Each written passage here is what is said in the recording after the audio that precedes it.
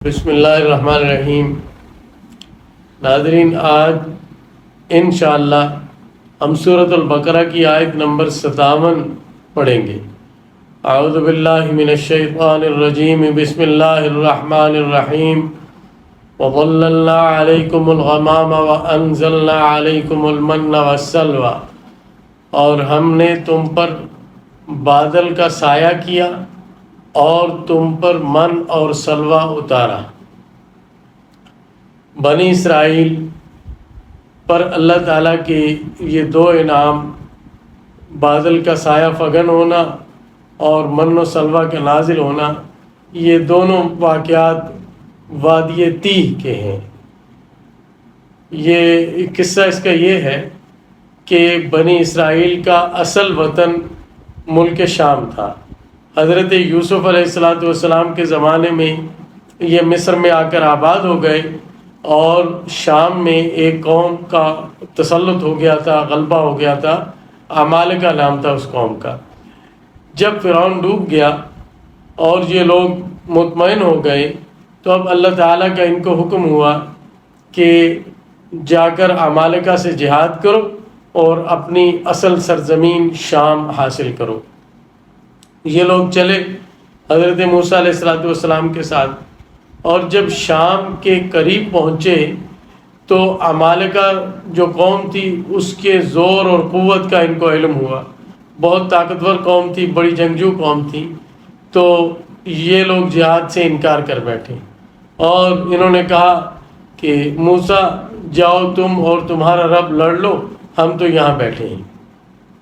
حالانکہ پہلے انہوں نے حضرت موسیٰ علیہ السلام سے درخواستیں کر کر کے یہ کہا تھا کہ آپ اللہ تعالیٰ سے عرض کریں کہ ہم پر جہاد فرض کر دیں تاکہ ہم اپنا وطن حاصل کریں۔ جب انہوں نے کہا کہ ہم یہاں بیٹھے ہیں تو اللہ تعالیٰ نے ان کو واقع بٹھا دیا۔ یہ ایک کھلا میدان تھا، بہت بڑا رقبہ نہیں تھا، تقریباً 10 میل کا علاقہ تھا، یہ مصر اور شام کے درمیان۔ اس میدان میں نہ کوئی سایہ، نہ کوئی عمارت، نہ درخت، کچھ بھی نہیں، کھلا آسمان تھا۔ اللہ تعالیٰ نے اس میں ان کو 40 سال کے لیے ایسے قید کیا کہ نہ کوئی دیوار بنائی، نہ کوئی باڑ لگائی، بس ایسے کر دیا کہ یہ لوگ مصر جانے کے لیے صبح سے شام تک چلتے اس میدان میں، اور شام کو کسی جگہ پڑاؤ کرتے، صبح اٹھتے تو اپنے آپ کو وہیں پاتے جہاں سے چلے تھے۔ اس طرح 40 سال تک سرگرداں، حیران و پریشان اس میدان میں، کھلے میدان میں پھرتے رہے۔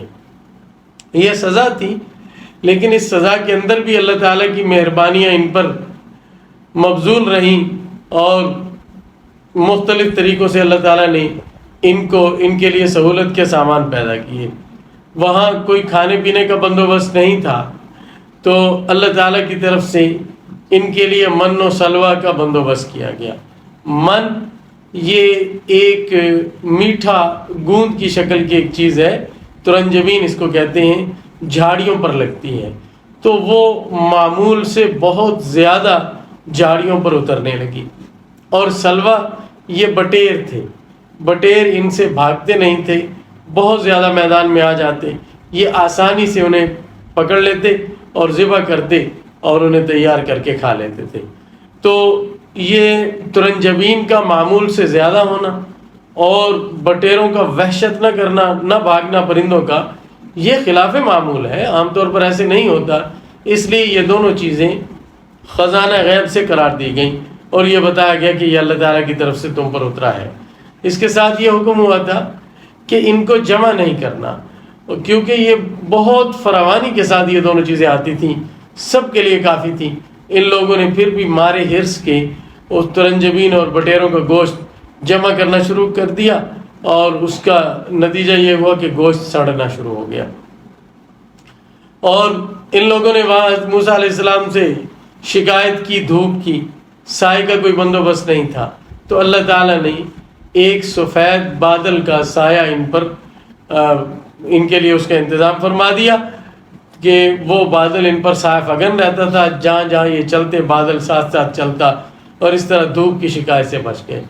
اور اس کے علاوہ انہوں نے رات کو اندھیرے کی شکایت کی تو اللہ تعالیٰ کی طرف سے روشنی کا انتظام ہو گیا. روشنی کا ایک ستون ان کے محلے کے درمیان اللہ تعالیٰ نے قائم فرما دیا، جس کی روشنی رات کے اندھیرے میں جتنی روشنی درکار ہوتی ہے وہ روشنی اس کے لیے کافی تھی، کفایت کرتی تھی.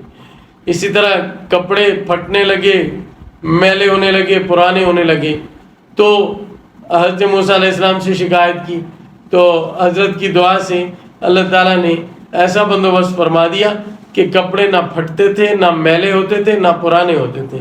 اور چھوٹے بچے کے بدن پر جو کپڑے ہوتے تھے، بچہ جیسے جیسے بڑھتا وہ کپڑے بھی ساتھ ساتھ بڑھتے جاتے تھے. پانی کی ضرورت ہوئی تو اللہ تعالیٰ کے حکم سے حضرت موسیٰ علیہ السلام نے اسی میدان تیہ میں ایک پتھر پر اپنا عصا مارا، جس سے 12 چشمے پھوٹ پڑے جو ان کی پانی کی ضرورت کے لیے کافی ہو گئے. یعنی اللہ تعالیٰ نے ان کو قید تو کیا اس میدان میں، لیکن وہاں ان کے مزے بھی بہت کرائے. ہر طرح کھانے پینے کا بندوبست بغیر تکلف کے، بغیر ضرورت کے. آزاد آدمی کو اپنے لیے کھانے پینے کا سامان اور دوسری چیزوں کا فراہم کرنا اتنا آسان نہیں تھا جتنا ان کے لیے اس قید میں آسان تھا. تو اس کا ذکر اللہ تعالیٰ فرما رہے ہیں، اور ہم نے تم پر بادل کو سایہ فگن کیا اور تم پر من اور سلوہ اتارا. کلوا من طیبات ما رزقناکم، جو ہم نے اچھی اچھی چیزیں تمہیں عطا کی ہیں ان میں سے کھاؤ. وما ظلمونا ولکن كانوا انفسهم یظلمون، اور ان لوگوں نے ہم پر ظلم نہیں کیا لیکن وہ لوگ اپنے ہی اوپر ظلم کرتے تھے. یہ وہی ہے جو اللہ تعالیٰ کا حکم تھا کہ ان کھانے پینے کی چیزوں کو جمع کر کے نہیں رکھنا. ان لوگوں نے مارے حرص کے جمع کر کے رکھا تو وہ خراب ہونا شروع ہو گئی. اس کو فرمایا کہ وہ لوگ اپنے اوپر ظلم کرتے تھے اور اپنے لیے گویا انہوں نے مشکلات کھڑی کر لی. اگلی آیات کی تفسیر انشاءاللہ آئندہ پیش کی جائے گی. اللہ حافظ.